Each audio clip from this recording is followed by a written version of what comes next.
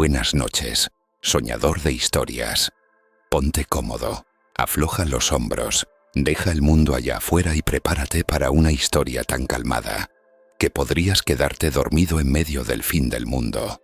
Porque hoy, mientras cierras los ojos y deja que tu mente flote suavemente, te contaré cómo un día cualquiera se convirtió en el último para toda una ciudad. Una historia real, tan antigua como los dioses romanos, tan lenta como las cenizas que cubrieron a Pompeya, y tan aburridamente fascinante que tu cerebro querrá apagarse por completo.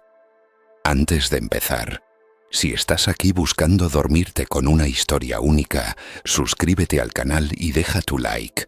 Eso me ayuda a seguir bandejaéndote sueños que mezclan historia y misterio, pero sin despertarte jamás. Vamos allá. Imagina esto.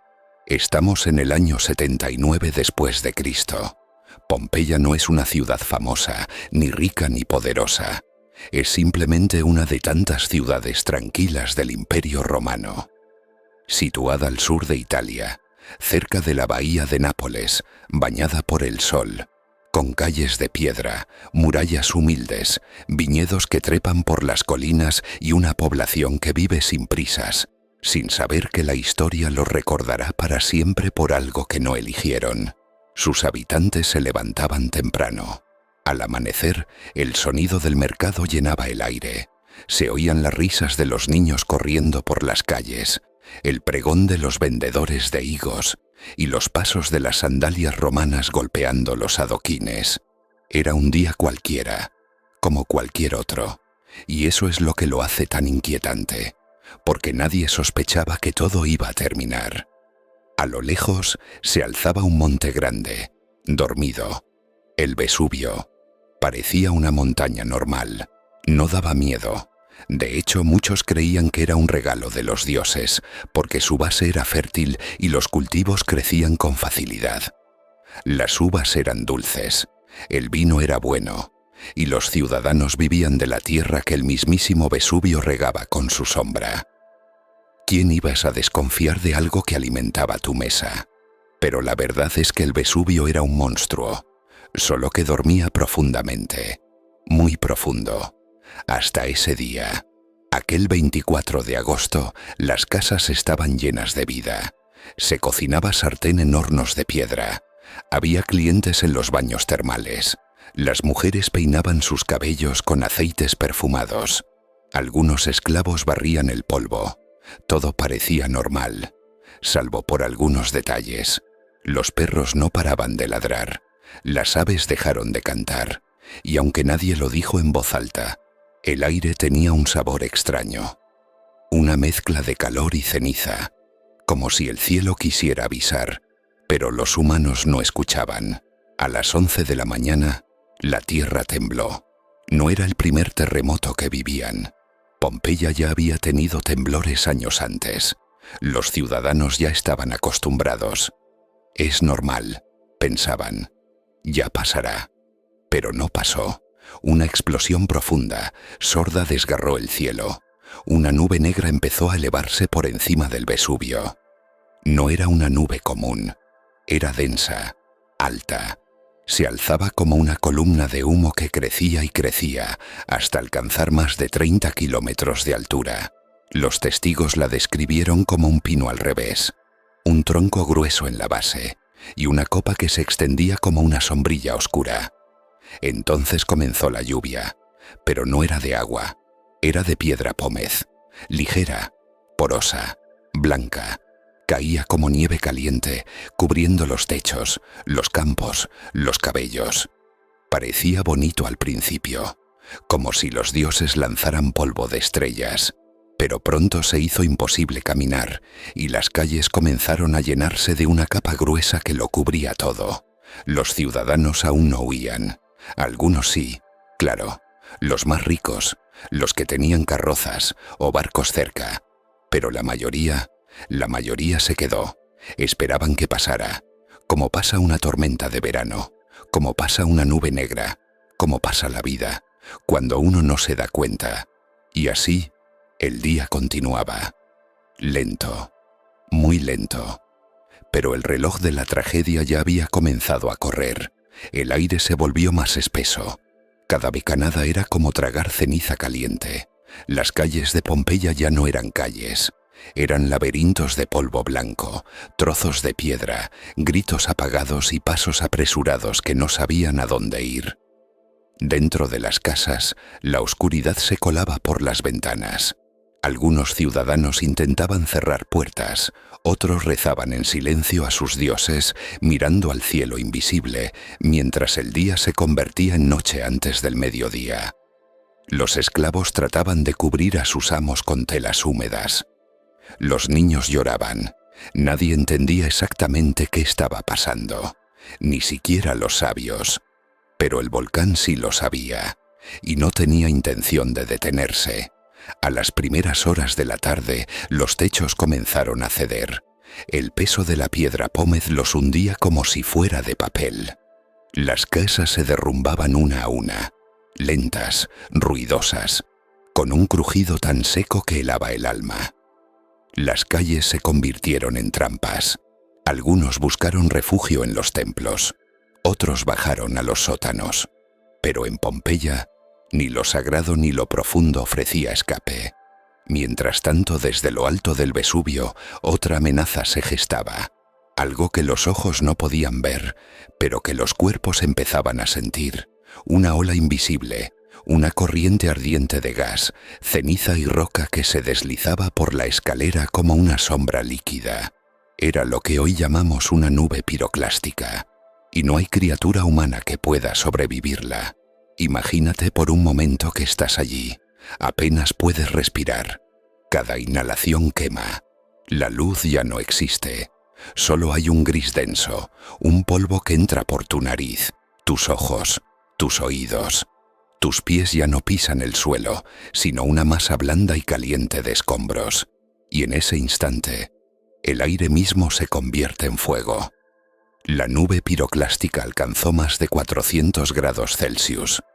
No era lava, no era humo, era muerte, viajando al ritmo del viento. Y cuando esa oleada abrazó a Pompeya, no dejó tiempo para correr, ni para gritar, ni para pensar. Congeló a la ciudad en el tiempo, no con frío, sino con calor. Los cuerpos quedaron en la posición exacta en la que estaban en el momento del impacto. Algunos cubriendo la cara, otros abrazando a sus hijos, muchos simplemente sentados, como esperando que pasara. Y eso es lo que hoy nos permite conocerlos, porque la ceniza cubrió sus cuerpos tan rápido que quedaron impresos en la tierra como si el tiempo los hubiera fotografiado, como si la vida se hubiera detenido, con una pausa tan brutal, que incluso siglos después podemos verlos como eran, humanos, vulnerables, sorprendidos. Uno de los más conocidos es el perro encadenado, arqueado en medio del suelo, con el collar aún atado al anillo de hierro. Su cuerpo es un remolino de dolor petrificado. Otro es el niño de la escalinata, recostado como si durmiera. Y están los amantes de Pompeya, dos figuras acostadas, una junto a la otra tomadas de la mano. Durante mucho tiempo se pensó que eran un hombre y una mujer, pero los análisis modernos revelaron algo distinto. Eran dos hombres.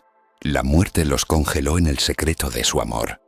Una historia que el fuego reveló con ternura muchos siglos después. Y en medio de todo eso, silencio. Un silencio denso, absoluto, lleno de cenizas. La ciudad quedó enterrada, por horas, por días, por siglos, y nadie volvió a hablar de Pompeya.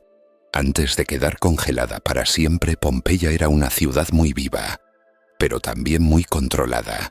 No era una ciudad libre, ni una república con decisiones propias. Pompeya, como muchas otras ciudades en su tiempo, estaba bajo la autoridad de una figura mucho más grande, mucho más lejana y mucho más poderosa: el Imperio Romano. En ese preciso año, 79 después de Cristo, el emperador era Tito Flavio Vespasiano, aunque justo en ese verano el mando había pasado ya a su hijo. Tito, el emperador joven, culto y querido por el pueblo, Tito era un hombre de decisiones rápidas y de corazón abierto, muy distinto a su padre, más severo. Había ascendido al trono apenas unos meses antes de la tragedia del Vesubio, y sin saberlo, heredó no solo un imperio, sino una catástrofe en el primer año de su reinado. Pero Tito no gobernaba cada ciudad directamente. Pompeya en realidad era administrada por un grupo local de magistrados, conocidos como duoviri, una especie de alcaldes que se encargaban de la justicia, los impuestos y mantener el orden. Por encima de ellos había senadores romanos, gobernadores provinciales y toda una red de poder que respondía, en última instancia, al emperador. Pero lo curioso es que, en la vida diaria, títulos esos no significaban tanto como crees, porque en Pompeya el verdadero poder era más silencioso. Estaba en las casas de los ricos comerciantes, en las tabernas llenas de secretos, en los burdeles frecuentados por clientes ilustres y en los templos donde los sacerdotes manipulaban la fe de los ciudadanos con manos suaves y ojos calculadoras. Pompeya no era una capital política, era una ciudad de paso, de placer y de negocios. Los que dominaban Pompeya eran los poderosos locales, familias influyentes, terratenientes, propietarios de esclavos. Muchos de ellos eran romanos, pero otros eran ciudadanos comunes que habían obtenido riqueza a través del comercio, del vino, del aceite o de la política sucia. Algunos incluso habían comprado su ciudadanía romana, como quien compró una etiqueta de estatus. Un ejemplo claro es la familia Olconia, una de las más influyentes de Pompeya. Tenían grandes casas, mosaicos brillantes y financiaban espectáculos en el anfiteatro local. Eran lo que hoy llamaríamos mecenas, pero también manejaban el destino de muchas vidas con solo levantar una ceja. Otro personaje poderoso era un tal Lucio Cecilio Jucundo, un banquero de Pompeya cuya casa aún conserva registros de transacciones y contratos. Era un hombre de cifras, de cuentas, de intereses, y sin embargo, cuando el Vesubio rugió, sus monedas no lo salvaron. Las cenizas lo igualaron con los más humildes. La historia no perdona jerarquías, y sin embargo, en aquellos días anteriores al desastre, todos ellos caminaban seguros. Se reunieron en el foro, el centro político de la ciudad. Discutían leyes, firmaban acuerdos, se codeaban con senadores de paso. Todo bajo la apariencia de una civilización sólida, organizada, imperial. Pero al final, también eran humanos. Humanos que no sabían que el poder no lo tiene el dinero, ni el rango, ni el linaje. Lo tenía la tierra bajo sus pies. Y esa tierra estaba empezando a hervir. En Pompeya, cada día era una pequeña celebración. No porque hubiera fiestas todos los días, sino porque vivir bien era parte de la rutina. No existía la prisa, ni los relojes. El tiempo se medía por la sombra del sol en las plazas, el murmullo de las fuentes, el canto de los gallos, el olor del pan en las panaderías. Y aunque la ciudad estaba llena de esclavos y desigualdad, el equilibrio social, por extraño que parezca, se mantenía firme. Todos sabían su lugar. Al amanecer los esclavos encendían el fuego, molían el trigo, calentaban el agua. Los ciudadanos libres, por su parte, desayunaban frugalmente, un poco de pan, higos secos, quizás un poco de queso. El día apenas comenzaba, pero ya el foro, el corazón de la ciudad, empezaba a llenarse. Allí se hablaba de todo: política, rumores, negocios, traiciones disfrazadas de sonrisas. El anfiteatro, una joya de Pompeya, comenzaban a anunciar combates. Se vendían entradas para las luchas de gladiadores. Sí, incluso en su último día había pelea programada. La sangre, el sudor y el espectáculo eran parte de la vida. Los espectadores no sabían que pronto tendrían un show mucho más real y definitivo. Los comerciantes ofrecían vino en pequeñas tabernas. El vino se sirve caliente, mezclado con especias o con agua, según el gusto del cliente. Las paredes de estos lugares estaban llenas de grafitis. Y no creas que eran mensajes profundos. Muchos eran obscenos, burlones, pequeños poemas anónimos dejados por alguien borracho o enamorado. Algunas decían cosas como: Mete se fue con su amante, que los dioses la perdonen. Otros simplemente firmaban con orgullo: Aquí estuve yo, y vomité. Había burdeles. Sí, muchos. Pompeya era famosa por su vida nocturna, aunque de noche había muy poca luz. La mayoría de los encuentros eran en pequeñas habitaciones sin ventanas, con camas de piedra y dibujos eróticos en las paredes. No se ocultaron. Lo sensual era parte de la cultura, y a veces lo que ahora nos escandaliza, en ese tiempo era arte o rutina. Las mujeres romanas caminaban cubiertas con túnicas, pero no todas eran sumisas. Algunos tenían negocios, manejaban viñedos y hasta escribían poesía. En Pompeya se encontró un fresco famoso, el de una mujer sujetando un estilo de escritura y una tablilla, con expresión pensativa. La llamaron Safo, en honor a la poetisa griega. Quizás nunca escribió nada, quizás sí, pero su rostro, siglos después, sigue mirando hacia adelante, como si sospechara algo. Y entre toda esta vida, había sonidos, olores, conversaciones, rutinas. Pompeya era una ciudad pequeña, sí, pero vibrante. Podías caminar entre tiendas de telas, ver cómo un zapatero cosía una sandalia, escuchar el crujido de una rueda de carro al doblar la esquina. Era una ciudad que olía a pan caliente, a aceite de oliva, a sudor humano y perfume caro. Una ciudad donde el futuro parecía seguro, donde todos pensaban que habría un mañana, donde la gente hacía aviones, compraba comida, discutía con sus vecinos y no tenía idea de que quedaban pocas horas para el final. Eran cerca de la medianoche. La ciudad ya no era ciudad, era un infierno cubierto de polvo. Las casas se desmoronaban con un estruendo seco. El cielo no era negro, era gris espeso y caía encima.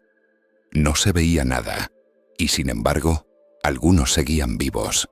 Seguían buscando salida. Seguían creyendo que quizás todavía había tiempo. Algunos intentaron huir hacia el mar.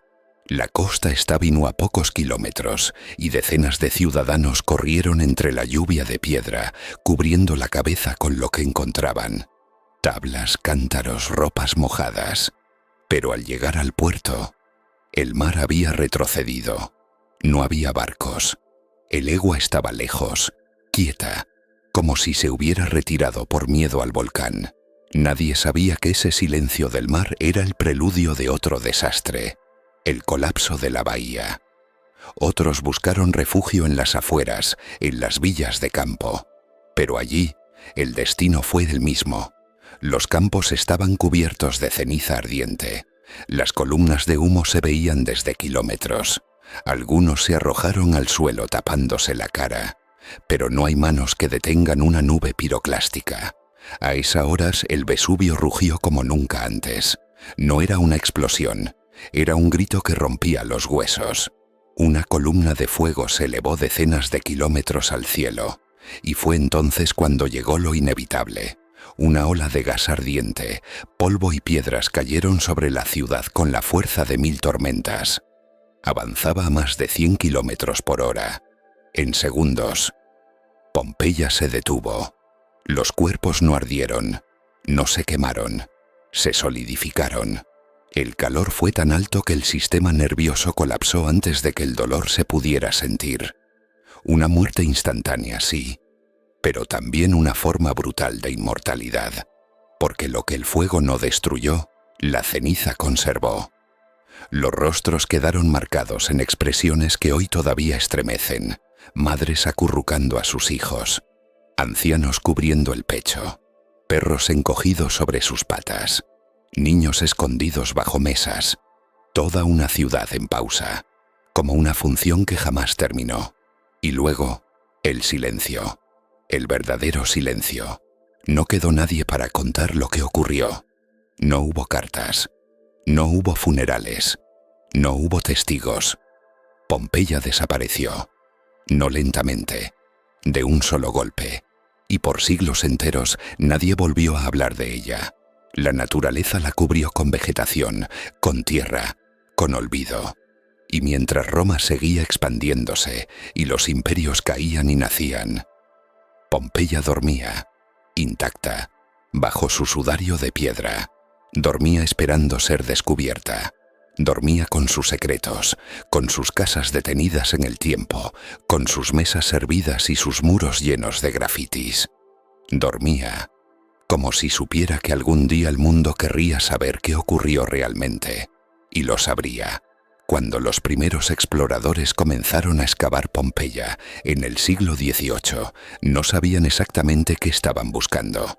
Pensaban que era una ciudad cualquiera, olvidada por el tiempo.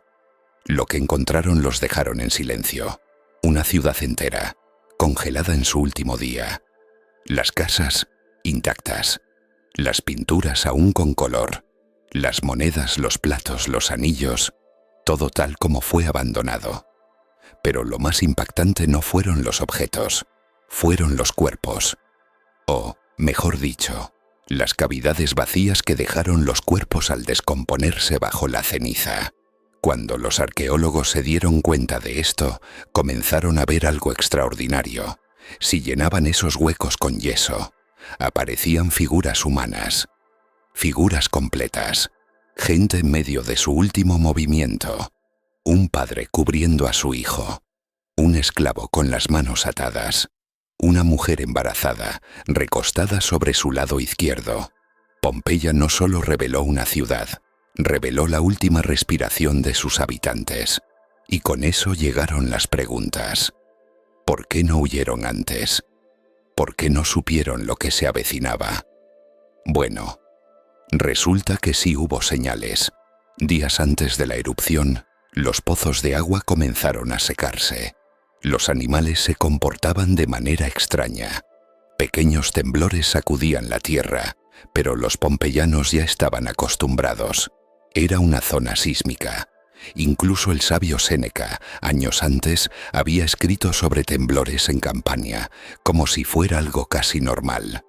Nadie imaginó que eran advertencias, y nadie entendió que el Vesubio no era solo una montaña.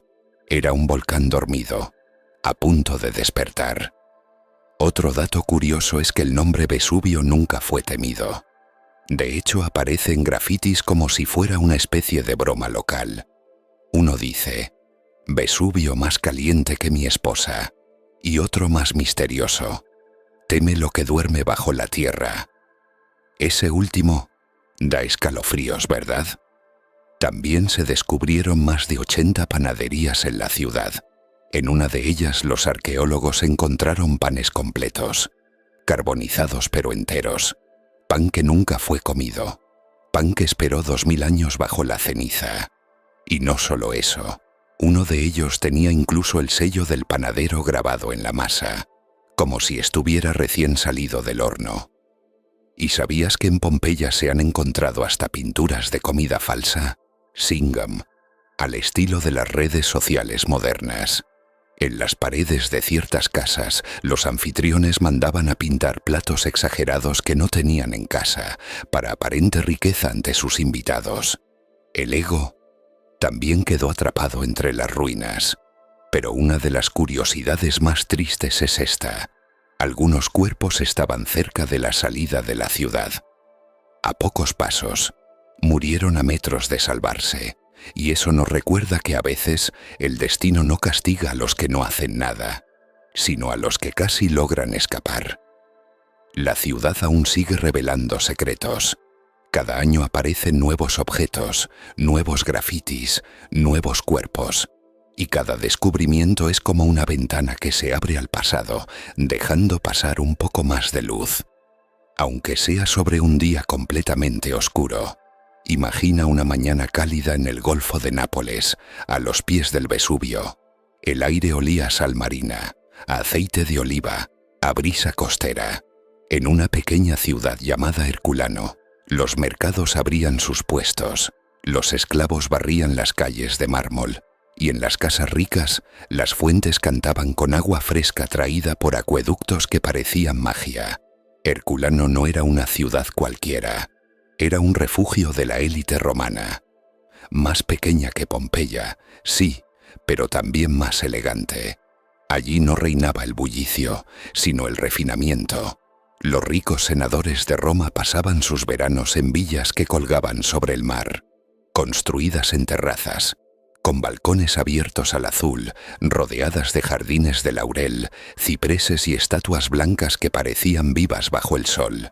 En los triclinios, comedores al aire libre, hombres vestidos con túnicas de lino degustaban vino mezclado con miel mientras escuchaban recitar versos griegos.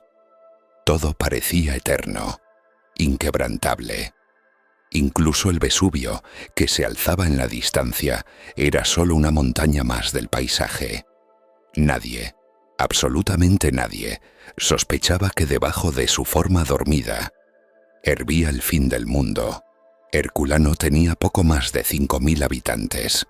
Era una ciudad limpia, ordenada, con calles adoquinadas que descendían hacia el mar. Los muros estaban decorados con frescos coloridos. Venus naciendo de las olas, Hércules sujetando el cielo, banquetes con frutas imposibles. El mármol dominaba las construcciones. Había termas públicas, fuentes, templos dedicados a Apolo y Venus, y una gran biblioteca que albergaba textos filosóficos y científicos. Era una ciudad de letras, de saber, y también de contraste, porque por cada villa decorada con panteras de oro había esclavos encadenados en los sótanos. Por cada poesía recitada en un atrio, había un cuerpo sudoroso que cocinaba en silencio detrás de un muro. Pero el 24 de agosto del año 79, la belleza se partió en dos. La mañana fue extrañamente calurosa. Las aves no cantaban. Los animales estaban inquietos. En el foro, algunos se preguntaban si era un mal presagio, pero nadie detenía el ritmo de la vida, ni siquiera cuando, hacia el mediodía, se escuchó un ruido sordo, como si algo enorme se hubiera desgarrado en el cielo. Y luego, una columna de humo. Desde Herculano, se veía a lo lejos, una nube negra, creciente, monstruosa, elevándose sobre el Vesubio. Algunos pensaron que era una tormenta, otros que era el fin del mundo. Pero en la ciudad no cayó nada. Mientras en Pompeya comenzaba la lluvia de ceniza y piedras, en Herculano solo había oscuridad. Una oscuridad que llegaba desde el norte, empujada por el viento. Una noche prematura. Un silencio extraño. A medida que pasaban las horas, los habitantes de Herculano se agolparon en el puerto. Quería huir por mar. Las familias ricas bajaban apresuradas con cofres, con mantos, con sirvientes cargando provisiones. Muchos corrieron hacia los cobertizos para botes, unos refugios arribadados en la orilla, esperando embarcaciones. Pero no llegaron barcos. El mar había comenzado a retroceder, como si él también tuviera miedo. Y entonces, sin aviso, el infierno descendió. Desde la boca del Vesubio se liberó una nube ardiente de gas, ceniza y muerte. Una nube que no caía, viajaba pegada al suelo, como un monstruo invisible. Alcanzó Herculano en menos de 2 minutos. El calor era tan extremo que los cuerpos se evaporaron antes de gritar. No hubo lucha, no hubo huida. Todo lo que vivía se detuvo.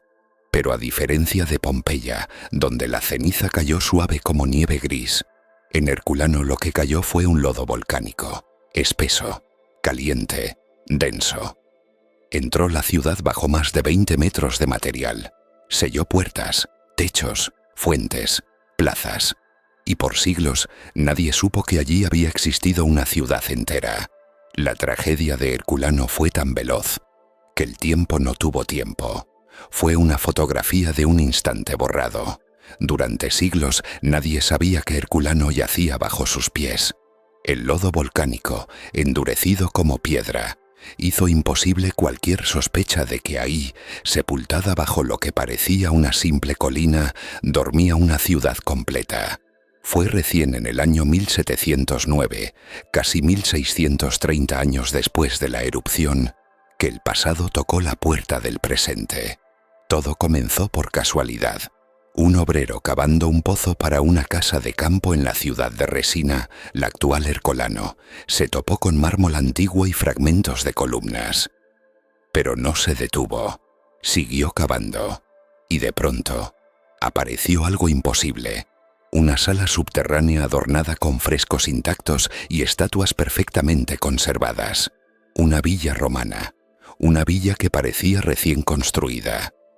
Así comenzó la fiebre por lo que más tarde se llamaría la Villa de los Papiros, una de las casas más impresionantes del mundo antiguo. Pertenecía, según muchos estudiosos, a Lucio Calpurnio Pisón, suegro de Julio César y un gran amante de la filosofía griega.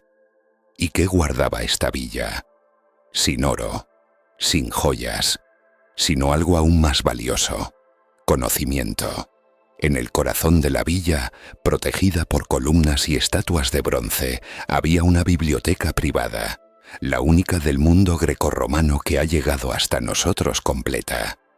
Más de 1800 rollos de papiro, carbonizados, dormían bajo las cenizas endurecidas. Parecían simples trozos de carbón, frágiles como hojas secas. Pero dentro, contenían textos filosóficos jamás leídos por nadie moderno. Algunos escritos eran de Filodemo de Gadara, discípulo de Epicuro. Había tratado sobre ética, placer, naturaleza, lógica, poesía. Un mapa del pensamiento de los antiguos. Un mapa que, si logramos descifrarlo todo, podría contener obras perdidas de Aristóteles, Sófocles o incluso doctrinas prohibidas por el imperio. Pero el problema era uno: los papiros estaban tan frágiles que abrirlos significaba destruirlos. Por eso durante siglos se intentó de todo, desde métodos mecánicos hasta tratamientos químicos. Muchos rollos se arruinaron por la desesperación de leerlos. Pero la ciencia no se rindió. En pleno siglo XXI se logró lo impensable: leer los papiros sin abrirlos. Escáneres con rayos X, inteligencia artificial y técnicas de tomografía, se comenzó a visualizar capa por capa la tinta carbonizada, que apenas se diferenciaba del fondo. Y poco a poco, las letras comenzaron a surgir. Palabras olvidadas. Frases ocultas desde hace 2000 años. Una nueva voz de la antigüedad. Hoy, expertos en todo el mundo trabajan sin descanso en estos textos. Cada palabra rescatada es una victoria, y hay quienes creen que aún quedan millas de rollos bajo los escombros, esperando. Textos que podrían cambiar la historia del pensamiento humano, ideas que se perdieron por culpa de un volcán. Pero esa no fue la única maravilla de Herculano. A diferencia de Pompeya, donde la ceniza destruyó muchos materiales orgánicos, en Herculano se conservaron muebles de madera completos. Camas, sillas, mesas, armarios. Se hallaron puertas aún en sus bisagras, y hasta alimentos dentro de vasijas de barro.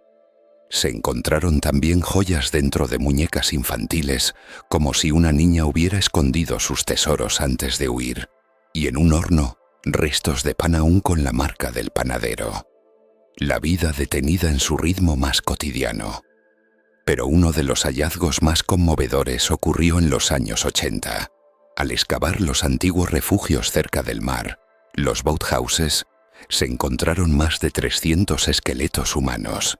Familias enteras, madres abrazando a sus hijos, soldados romanos aún con su cinturón de cuero, y en uno de los cuerpos un anillo de oro con una inscripción que decía: Amor vincit omnia.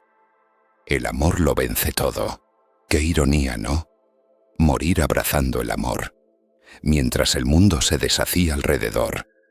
Herculano no fue solo una ciudad, fue una cápsula del alma humana, sellada por el fuego y abierta por la curiosidad.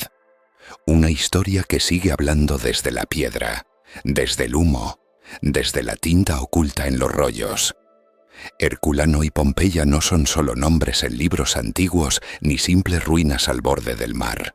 Son testimonios vivos de la fragilidad humana, de cómo la naturaleza puede congelar en un instante la vida, los sueños, las esperanzas y los secretos de una civilización entera.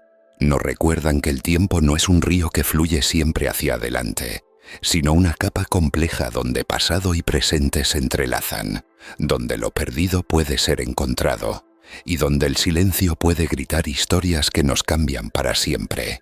Desde las calles adoquinadas hasta los pergaminos carbonizados, Herculano nos enseña que incluso en la oscuridad más profunda hay luz, que el conocimiento puede sobrevivir al fuego, que el amor, el arte y la memoria son más fuertes que la muerte.